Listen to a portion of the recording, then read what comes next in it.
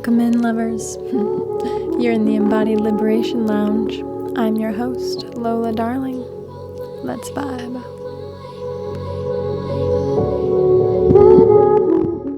Today I'm sharing an episode with you from an older podcast that I've done that is no longer active that I want to bring over to this podcast because I love this topic and I think it's so important, especially for the women around the world today, because we have been so ingrained with this idea that being selfish is bad. And somebody said to me once, if you're not full of yourself, who are you full of? And that landed for me in such a deep way because we're so conditioned to put others before us, put everyone else before us. Don't be selfish. Don't be full of yourself. Don't be cocky. Don't be conceited. Blah, blah, blah, blah, blah. But in truth, if we're not full of ourselves, if we're not fully loving ourselves, if we're not putting ourselves first, then nobody else is either. And who's the one that suffers? We suffer greatly. And we're also signaling to ourselves that we don't love ourselves and we're abandoning ourselves at every corner and sabotaging our dreams and desires and goals and relationships because we're constantly in this state of trying not to be selfish rather than just fully loving ourselves. So here's this special episode for you and I hope you enjoy. And I want to riff on being selfish for the love of being selfish. And although we've been indoctrinated and conditioned to believe that being selfish is bad, that being selfish makes us conceited or egotistical or XYZ, insert plug that you are conditioned to believe about being selfish, right? About putting yourself first. We've all been conditioned by our culture and society around us, by family, by friends, peers, media, all of it, that being selfish, i.e. putting ourselves first in our own life, is in some way negative or bad or something to be looked down upon. And I'm here to tell you to break this conditioning right now because one, it is not true. B, if we don't put ourselves first, who will? And there's also a line, right? There is a line that we can cross over in selfishness that can become egotistical, but inherently being selfish isn't bad. We have to learn to love ourselves enough to put ourselves first, to learn and do the work required of us, especially as sensitive creatures, empathic creatures, those maybe with trauma and wounded feminine energetics where we sort of have had maybe doormat tendencies or always people-pleasing and putting everybody else's needs before our own because we were taught that's the way we were meant to be, or that was the way we had to be in order to be worthy of love. But it's not the way. We have to learn that our needs and getting our own needs met by ourselves is as important, if not more important, than our ability to meet the needs of other people.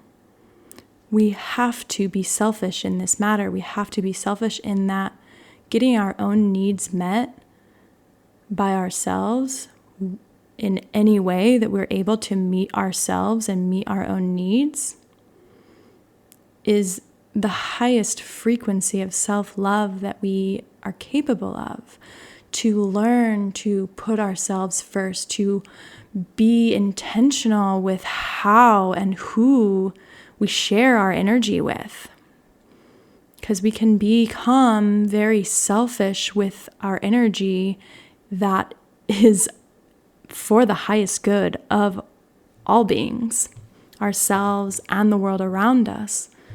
When we're being selfish with our energy, meaning keeping it for ourselves when we need alone time, not sharing it with anyone and everyone that is asking for our attention, not spending it in places that don't fulfill our souls, right? That don't meet our needs, that don't fill us up in one way or another. And yes, maybe it's not the most desirable place to spend our money paying bills, but getting that need met of spending our money on our phone, for instance, as one of our bills, right, fills a deep need for our need to be able to communicate, to have access to the world and the media or business or whatever it may be.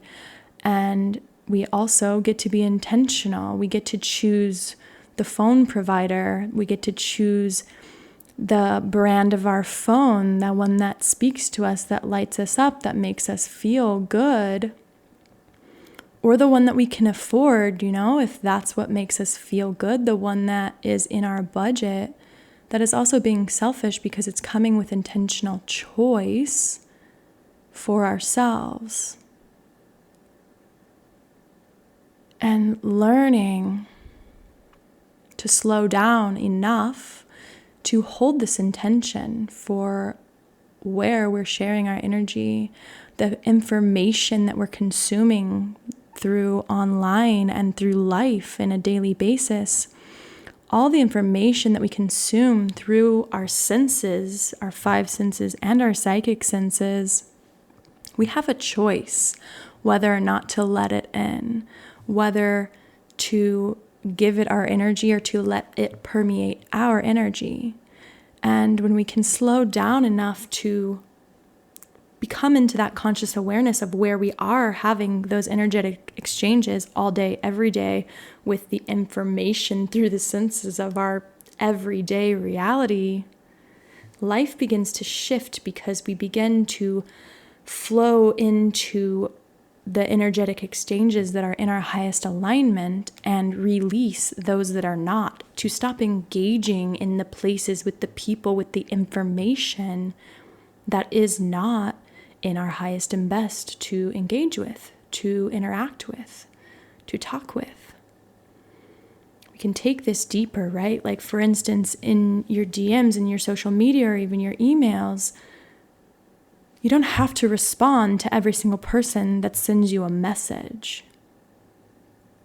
You get to choose what is in highest alignment for your energy in that moment. And for a lot of people, they may feel as though I have to go through and respond to every single person that has sent me a message because that keeps my algorithm up. But if it's not coming from a place of this is an energetic alignment for me to engage energetically with this person through this DM or this email or whatever it may be, this review, right? With this client inquiry even, just take a deep breath, breathe in. You get to choose. You get to choose if it's in alignment for you to engage with that. We are moving past this era of allowing the algorithm to rule our lives. It's not the way. We must learn to be selfish. We must learn to follow our inner authority and our inner alignment for what is in our highest and best, what is in our truth, what is good for us. And when something is good for us, it is also good for the other. And just because somebody else thinks that engaging with you is good for them, you still get to choose whether or not it is good for you to solidify that engagement, that interaction, that information that you're taking in, that post you're reading, the stories that you're watching, the books you're reading, the TV programs you're watching, right? All of it is an exchange of energy. Every single second of every single day, energy is in flow within our field. And we get to choose to be selfish with that. We get to choose to keep it all for ourselves one day if that's what we want. Turn off the phone, turn off the computer, and literally just sink deep into your own energy and be with your own energy without feeling like you have to engage with anything else outside of your own energy. And at other times, maybe it's in your highest alignment where you're extremely extroverted and you want to share energy with everybody. It's in your highest alignment to share energy with everyone that passes through your field. However, it comes back to intention, it comes back to choice, as opposed to moving through this world of I have to respond to this person, I have to interact with that person, I have to play nice with this stranger on the street because they are pulling on my energy and want my attention. Because if I don't, then I'm selfish or I'm rude or I'm mean. But we get to protect our energy in any way we choose without it being wrong. Being selfish is not bad. Being selfish is an act of loving ourselves, of caring for ourselves, of protecting our energy field so that we can utilize more of our own energy to be of service, to love, to our work, to our beloved friends and family, to our clients, to the world in a way that is fully empowered, fully embodied, and fully engaged, because we have contained our energy and chosen intentionally where it is in the highest alignment to flow, as opposed to flowing in every single direction that is demanding energy from you. We get to come into selfish protection of our field, engaging where it feels good, where it feels right, where it feels like it's coming back for you as well, right? There's this exchange of energy that feels enlivening and not draining. We get to take space from the people that demand too much of our energy without it making us wrong or bad or selfish or egotistical or closed off. Just breathe that in once again, right? Like, we can take space from people that drain us, from people that always only want to speak with us about their drama and their complaints and their scarcity and pulling us into that, right? We get to take space from the places and the information that doesn't add to our essence, to our field, that doesn't allow for the exchange so that our energetic body stays clear and potent and powerful and full of life and vibrancy and radiance. When we have leaky energy and leaky boundaries and people-pleasing mechanisms out the yazoo, we're losing energy every moment of every day, whether we're actually in physical engagement. We may only be engaging with people through our thoughts and through our minds, right? Have you ever noticed, I've had this happen to me a lot actually in my past, and it still happens because we're humans all navigating this plane together, but like walking down the street in a city somewhere, my most powerful experience of this was like fresh 10 days out of a 10-day silent retreat. And I was walking downtown Portland, Oregon, and there was this,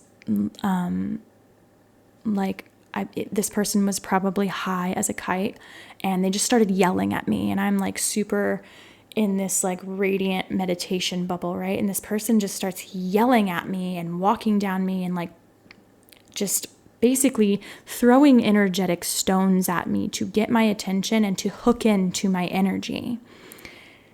And although I didn't engage with this person, I just kept going along on my own way. And I like smiled because he got so close that I like was sort of pushing him away through kindness and smiled. But he had yelled at me so many times with such violence and vigor that like it hooked into my energy. And after I had like shook it off and kept walking, I noticed a little while later as I was eating my lunch that I had these thoughts going in my head about this person. And I was like, wow, this person has hooked in to me energetically.